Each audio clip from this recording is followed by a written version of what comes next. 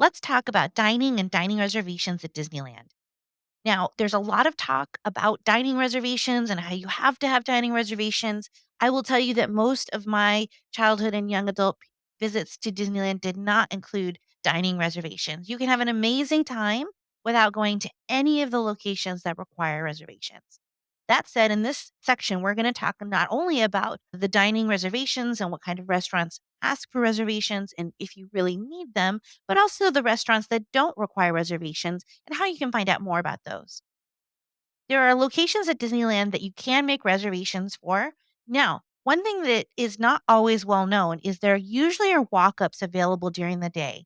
During the day at Disneyland, even for restaurants like Blue Bayou, Carthay Circle, places that can be hard to get reservations for, throughout the day, there might be one or two spots, a canceled reservation, or somebody didn't show up for a reservation. And so now they have additional room. So if you keep checking the app, there is the ability to get into those restaurants even if you weren't able to make your reservation. However, those can be hit and miss, and depending on how busy the park is that day, there might not be a lot of availability, so it's not a guarantee. So if you're really set that you want to go to one of the locations that has a reservation, I would highly recommend that you make a reservation. It says in our apps reservations required because for the most part, the best way to get into those is to have a reservation. So we're going to talk about those reservations in a minute, but let's first talk about the other kind of locations that there are at Disneyland. And those are quick serve locations. So anything that Disney calls quick serve is basically you go up, you order at the counter, and you take your food to the table. Now they've added this thing called mobile order, where you can order everything on your app, tell them that you're on the way, and then they will have everything ready. You still might need to wait 5 or 10 minutes, but it will save you at least a half hour. So each day you're planning to be in the park, you want to set an alarm for around 10 o'clock for lunch. And you're not going to eat lunch at 10. That'd be way too early for most people. But what you are going to do is order your food then and schedule it for when you want to have your lunch. When you are ready to go pick up your lunch, you let them know that you're on the way. You do that through the app, and then your food will be pretty much ready by the time you get there. This will save you a ton of time. Ordering at the locations, especially around the peak period of lunchtime, can take half hour or more sometimes. So you want to make sure that whenever possible, you're going to use mobile order. In the app, we have whether or not mobile order is available for each location. Some of the advantage for quick serve restaurants is that they are much less expensive. You can go for a quarter or a third of the price to be able to eat at some of these quick serve restaurants. There are some locations that have food that's shareable that you could order 2 or 3 meals or 4 people and save money. Again, we want to recommend that you use mobile order and you want to book that out at least an hour to 2 hours ahead of time, especially at popular locations. Sometimes the next available slot on mobile order might be an hour or 90 minutes away. And if you're already hungry, then that will put everybody in a really cranky mood. If you do get stuck in one of those situations where the food that you want is not going to be able to be available right away, there are a lot of snacks available around the parks: churros, turkey legs, corn on the cob, popcorn, all sorts of fun things that you can have a little snack to keep people from getting hangry. I also usually keep some high protein snacks like nuts and beef jerky in my backpack for little ones that maybe aren't quite as good at being able to wait for food. When they were younger, I would bring things like fruit roll-ups and fruit snacks, snacks that they were already accustomed to and I knew that they liked, just in case they didn't like the meal at the restaurant. If you have multiple food allergies, you can still get served at quick serve restaurants, but you are going to want to go and order in person and talk to the chef. If you let the person that's taking the order know that you have food allergies, they will bring a chef out. They will discuss what options are available. Even at the counter serve restaurants, they have a binder where they can go through every ingredient and every item, even if you have an uncommon food allergy.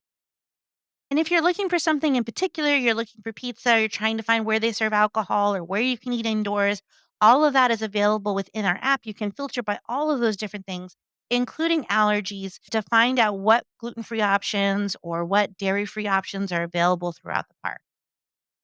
Outside of the quick serve locations, there's also table service. And that's going to be where you order from a waiter or there's a buffet and you have a waiter to bring you your drinks. Pretty much all of the locations that you're going to talk to a waiter are going to require reservations. There never used to be a big push for dining reservations at Disneyland because there's so many locals that come to Disneyland. I was one of them growing up that don't necessarily do all of the dining reservations like they do at Disney World, that until recently, getting a reservation at Disneyland was not very difficult. But with the rise of TikTok and Facebook Reels, people showing about some of the amazing experiences that they've started to create in these dining locations, some of these places can book out pretty early. And so you will need to get those dining reservations as soon as possible. There are a couple locations that if you want a reservation, you need to book it at exactly 60 days. First thing in the morning, we're talking like 6 a.m. Or you need to use our friends at Mouse Dining, which will send you an alert when an opening at one of those restaurants is available for the time that you're looking for. All of the character meals and buffets where Mickey and Minnie are walking around, where you get to meet the princesses, all of those are reservation-based restaurants. The specialty bars like Trader Sam's, which is an amazing little tiki bar, usually you can get walk-up reservations, but on busy days, it can be a little bit more difficult. Reservations for Trader Sam's do book out very quickly. And Oga's Cantina, which is the bar within Galaxy's Edge, Star Wars Land, you can see Max, the DJ, and have some amazing off-world drinks in Batu. And all of the really nice sit-down meals in the parks and hotels, Blue Bayou, Carthay Circle, Cafe Orleans, all of those restaurants are going to require a reservation or for you to get a walk-up spot off the app.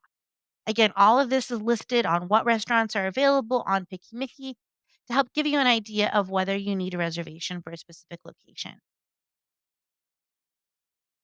It is possible to get a walk up, but it's not guaranteed. And if you want reservations for popular locations, you want to make sure that you set those reservations. If the location that you want isn't available when you go to book, or it's less than 60 days out from your trip, don't stress out. There likely will still be a slot available for you. Some locations do book up very quickly, but there are guests that like to book a lot of reservations and then cancel the ones that they're not planning on using as it gets closer to their trip.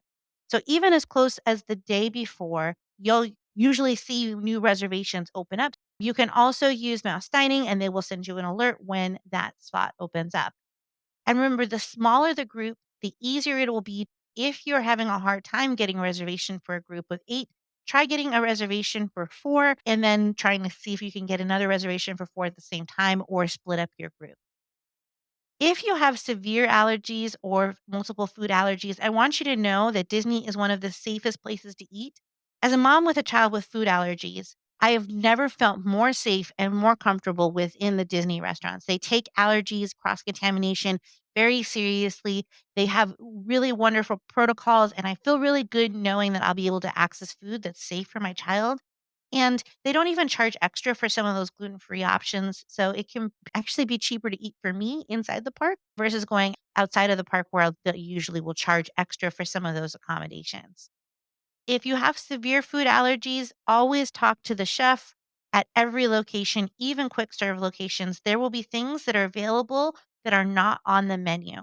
If you ask a chef, they will tell you whether or not they can make an accommodation.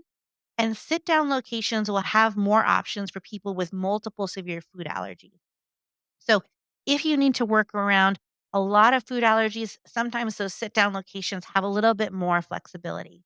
You can email Disneyland's special dining department ahead of your visit. If you have dining reservations, include that in your email and they can tell you what's available at each location, what are your options, and they can help guide you for locations that are going to be able to provide you the food that you're looking for. Emailing special diets ahead of time, making sure that you have a plan can really help make the trip a lot less stressful. And Disney is a wonderful place because there's so many foods that normally my kids can enjoy that Disney has worked really hard to make sure that there's an equivalent option. And so it's one of the areas where my kids feel normal.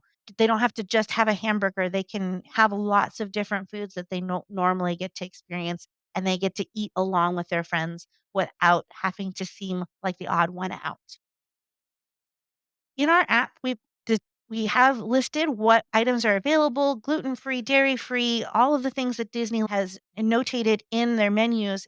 We also can tell you which locations serve alcohol, which locations have indoor or outdoor seating, and then you can search by food type or by name. So if you're just looking for a hamburger, you're trying to find a hot dog, we can tell you where in each park those are served. The last thing I want to talk about is water. Bottled water can be very expensive in the park, $3 to $8 per bottle. So you want to make sure that you're thinking about how you're hydrating.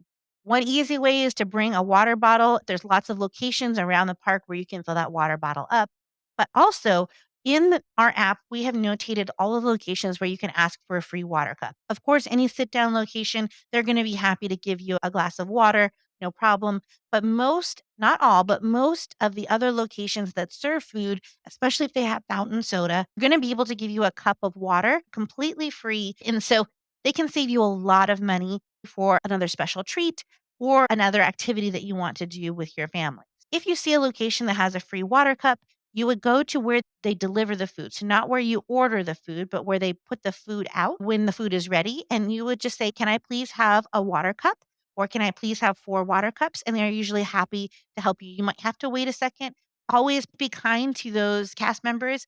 They have a tough job, and usually people are very hungry by the time they get to those locations. And so they don't always get the happiest guests. So be sure to be kind and grateful for that water cup because it is a really wonderful thing that Disney offers. So those are the big things that you need to know about dining. We have a lot more information, including the email to the special dining department further down in our course and links to other information about dining that we felt was important.